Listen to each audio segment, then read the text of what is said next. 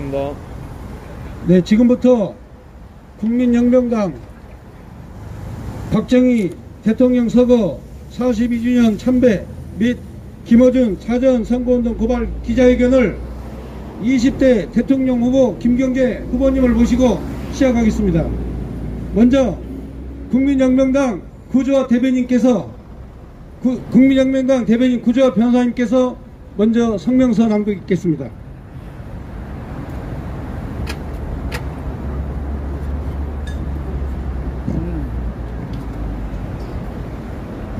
예, 국민혁명당 대변인 구조화 변호사입니다. 오늘은 박정희 대통령 서거 42주년입니다. 그래서 이를 참배를 하고 또 김어준에 대해서 형사 고발을 하기 위해 우리가 모였습니다. 저는 김어준에 대한 고발 사건에 대해서 말씀을 드리겠습니다. 김어준이 이틀 전 유튜브 방송에서 중대한 범죄 행위를 했습니다. 바로 공직선거법상 사전선거운동죄를 범한 것입니다. 김어준은 이 발언으로 인해서 한 달 내로 구속이 될 것으로 저는 확신하고 있습니다. 그렇다면 김어준이 어떤 범죄 행위를 했는지 제가 말씀을 드리겠습니다. 김어준은 지난 24일 유튜브 채널 딴지방송국에 올라온 김어준의 다스베이다에서 이재명은 혼자서 여기까지 왔다. 돈, 줄, 백으로부터 도움을 받지 않고 자기 실력으로 돌파하는 길을 가는 사람은 어렵고 외롭다. 그 길로 대선 후보까지 가는 사람은 극히 드물고, 그래서 이재명이 우리 사회 플랫폼이 될 자격이 있다. 지금부터 당신들이 좀 도와줘야겠다 라고 말한 것입니다. 자, 이게 왜 사전선거운동죄가 되는지에 대해서 설명드리겠습니다. 지금이 선거운동 기간이 아니라는 것은 명백하고요. 따라서 지금 선거운동을 하면 사전선거운동죄가 됩니다. 선거운동에 해당하기 위해서는 대략 3가지 조건이 필요합니다. 첫째, 선거가 특정돼야 되고요. 둘째, 후보자가 특정돼야 됩니다. 그리고 셋째, 후보자의 당선 또는 낙선을 도모하기 위한 목적의사가 객관적으로 분명히 드러나는 발언 또는 행위를 해야 됩니다. 그럼 이 3가지 요건에 만족하는지 설명드리겠습니다. 김어준은 이 발언에서 대선이라는 말을 분명히 했습니다. 즉 내년 대통령 선거를 특정했습니다. 자, 그럼 후보자가 특정됐는지를 보겠습니다. 이재명은 이번 달에 더불어민주당 경선을 통해서 대통령 후보로 특정됐습니다. 따라서 이재명은 대통령 후보자로 특정이 된 자입니다. 이재명을 언급했죠.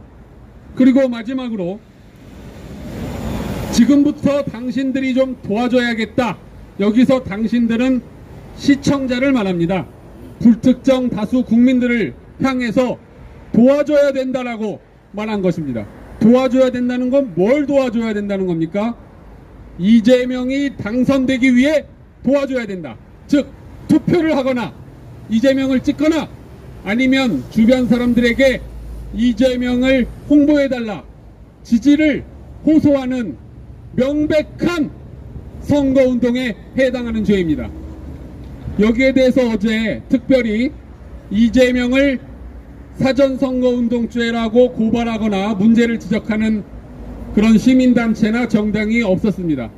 따라서 우리 국민혁명당이 제가 어제 바로 고발장을 써서 서울 서부지방검찰청에 고발을 했습니다. 따라서 서울 서부지검은 김어준을 철저히 수사해서 반드시 구속을 해야 됩니다. 왜냐하면 매우 범죄 행위가 중대합니다. 이 방송을 보는 시청자가 수십만이 넘습니다. 그리고 김어준의 이 정치적 편향성을 보면 어떻습니까? 재범의 우려가 매우 심각합니다. 항상 정치 발언, 그것도 특정 정치 세력이나 여권이나 이런데 유리한 발언만 매일같이 하고 있습니다. 따라서 재범의 우려가 매우 크기 때문에 구속의 필요성이 매우 큽니다. 작년에 우리 국민혁명당 대표이신 전광훈 목사님께서는 선거운동에 해당하지도 않는 발언 가지고 6개월 억울한 옥살이를 했습니다.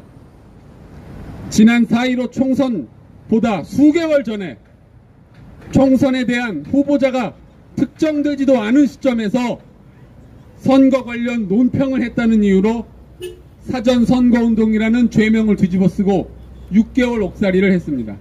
결국에는 작년 12월 30일에 완전 무죄 판결로 석방되셨습니다. 이렇게 엄격하게 법 집행을 하고 선거운동에 대한 단속을 하는 대한민국 검찰과 법원이라면 이 김어준은 마땅히 최소 1년 이상은 구속될 것임이 확실합니다. 따라서 김어준은 한 달 내로 구속이 돼서 모든 방송계에서 퇴출되고 구치소에서 최소 1년 이상은 구속 생활을 할 것으로 확신하고 반드시 그렇게 되어야 할 것입니다. 따라서 우리 검찰에게 객관적이고 엄정한 법 집행을 촉구할 것을 말씀드리면서 이상으로 발언을 마치겠습니다. 감사합니다. 다음은 국민혁명당 제20대 대통령 후보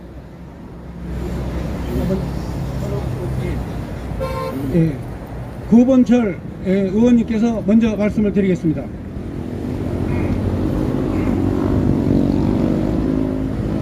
먼저 박정희 대통령 서거 42주기를 추모합니다. 여기 함께 추모하신 모든 시민들 여러분과 함께 우리가 박정희 대통령이 고민하고 또 18년 동안 애써왔던 것들이 무엇인지를 되새기는 순간이 되었으면 합니다. 그 중에 하나가 박정희 대통령이 제4차에 걸쳐서 경제개발 5개년 계획을 추진했습니다. 박정희 대통령이 이룩한 업적 중에 하나가 바로 제7대 중화학공업 육성이었습니다.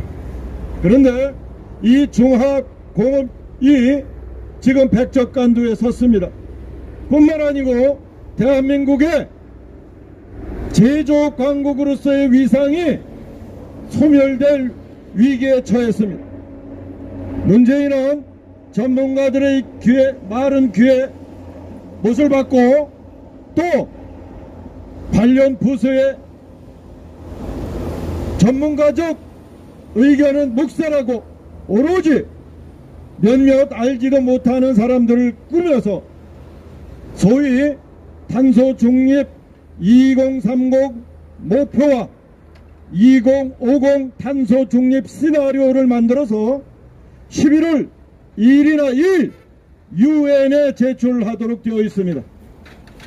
이번에 제출하는 탄소 중립 계획들은 모두 법적 구속력이 되어 있어서 정부가 약속한 사항이기 때문에 다음 정권이 이 문제를 할 수 없이 따라가게 되어 있고, 따라서 탄소 중립에 대한 문재인 정권이 말뚝을 받게 되는 겁니다.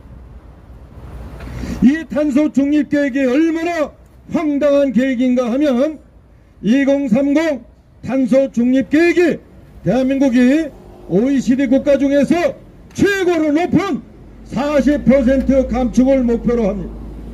이것은 매년 4.15%의 감축 목표를 합니다. EU도 1.9% 목표를 합니다. 다시 말해서 우리와 경쟁하는 독일 같은 제조 강국, 프랑스와 같은 제조 강국도 2% 이내의 목표를 가지고 있는데 대한민국은 이거보다 2배의 목표를 가지고 오로지 탄소 중립이라고 하는 환상에 젖어서 대한민국의 제조업을 깡그리 다 멸살시키고 있습니다. 제조업 강국이 얼마나 어려운 지경에 빠지는가 하면 이 탄소 중립을 통해서 매년 심지어는 전문가들의 평가에 의하면 1천조 원의 비용이 소요된다고 합니다. 탄소 중립을 위하여. 그런데 지금 우리가 가지고 있는 탄소 중립 목표는 원자력 발전 계획을 그대로 살리면 40%가 아니라 50%까지 달성할 수 있다고 하는 것이 전문가들의 계획입니다. 문재인은 왜 이렇게 탄소 중립 계획의 목표를 감행하는 것일까? 이것은 이미 전국에 깔린 특정 지역의 사기꾼들, 태양광 사기꾼들이 모두 여기에 빨대를 꽂고 태양광 지역의 내중의 지역 토지 용도 변경까지 생각하면서 이자들이 20년의 중장기 계획을 가지고 탄소 중립을 대한민국의 모든 사기꾼들의 이익의 빨대로 생각하기 때문입니다. 뿐만 아니라 한두 개의 재벌이 가스 도입을 목표로 가스 발전에 몰입하면서 대한민국의 원자력 산업을 죽이고 20년 30년의 중장기 계획을 자기들의 살궁리의 중장기 계획을 짜가면서 이 계획을 세우고 있습니다. 사랑하는 국민 여러분, 탄소 중립 목표와 2050 탄소 중립 시나리오는 완전히 거짓입니다. 이 문제에 대하여 국민 여러분이 문재인 정권 제2기를 평가할 때 분명히 제1번으로 고려해 주시길 간절히 부탁드립니다. 감사합니다. 자, 이제 마지막으로 제20대 대통령 후보 김경재 후보님 나오셔서 말씀을 하시겠습니다.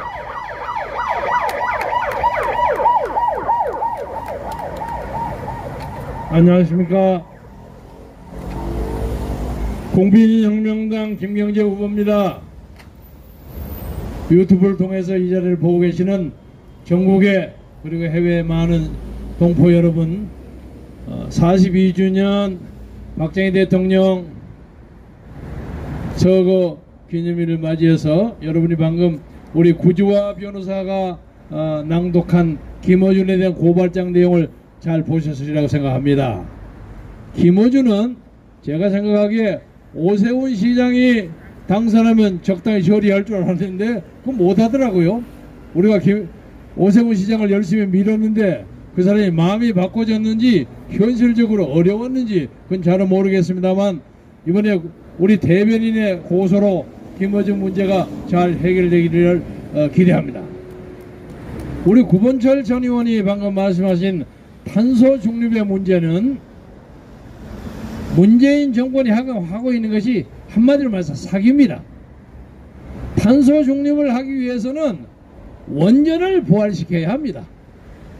그리고 태양광이니 뭐 풍력이니 해가지고 탄소 중립의 목표를 달성하지 못합니다. 그래서 특정 지역에 이익이 있느냐 없느냐 그것은 뭐 차치하고라도 원칙에 틀렸습니다. 그리고 원전을 없앤다고 하면 전혀 문제가 없다고 하지만 이미 전기료가 올라갔습니다. 그 사람들의 사기가 드러났습니다.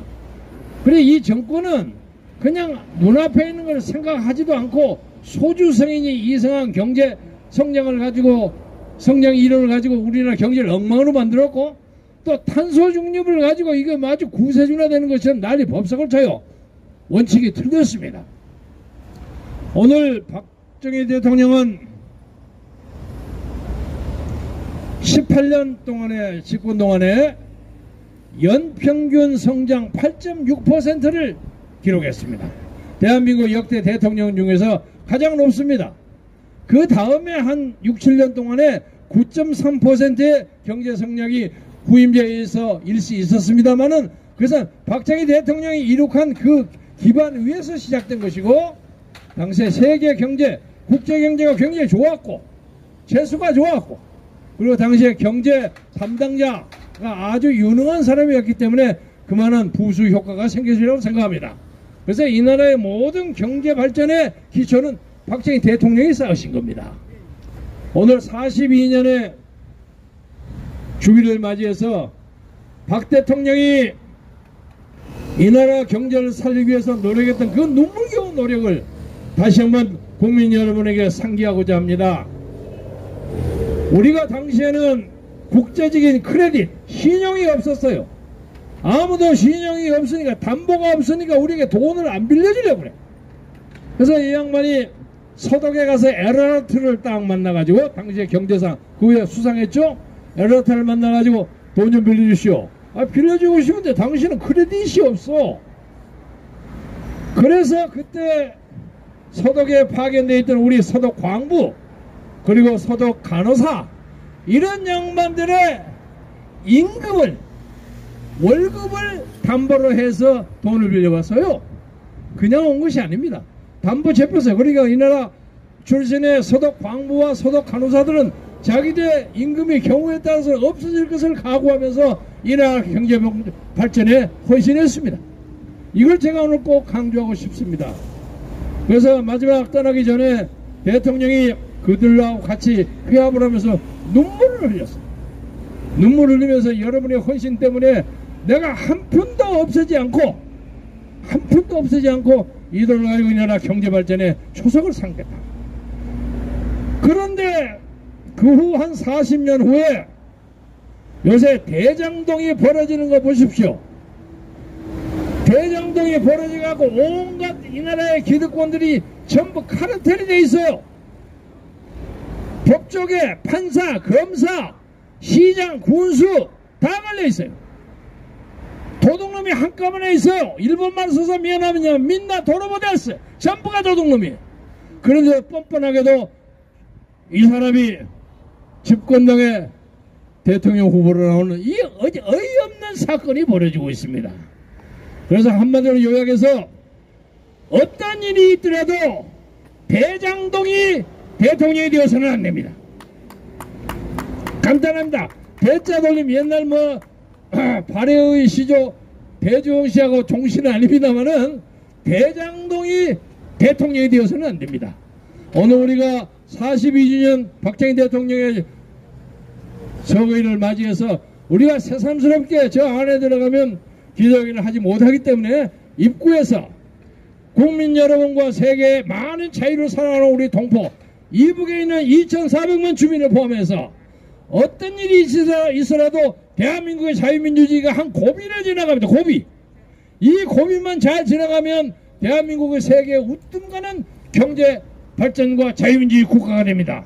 그러니까 이 자유민주주의의 발전을 막으려고 하는 온갖 암흑의 세력들이 이제 전부 뭉뚱그리고 탄소 중립이니 대장동이니 난리 법석을 해갖고 카르텔을 만들어서 우리하고 대장하고 있습니다. 이것을 이겨야 합니다. 그래서 오늘 42주기를 맞이해서 이 현충사에서 여러분에게 우리가 반드시 대한민국을 지키고 이 현충원을 지킬 것입니다. 현충원은 뭡니까? 옛날로 왕조선으로 말하면 사직입니다. 사직. 이 나라를 위해서 땀 흘리고 피 흘리는 많은 사람들이 이제 묻혀 있습니다. 개인적으로는 약간 애매한 사람도 있습니다만은 장당을 이만하면 공부를 다 못해서 이 나라를 살린 사람들이에요. 우리가 오늘 이 자리에서 다시 한번 박정희 대통령의 그 순국과 애국정신, 그리고 이승만 대통령의 건국정신, 이걸 보태서 이 나라를 우리가, 우리의 아이들, 속된 말로 우리의 새끼들이 잘 사는 나라를 만들기 위해서 더 노력할 것을 다짐하면서 말씀을 마치겠습니다. 대단히 감사합니다. 감사합니다. 자, 이것으로 기자회견을 마치겠습니다.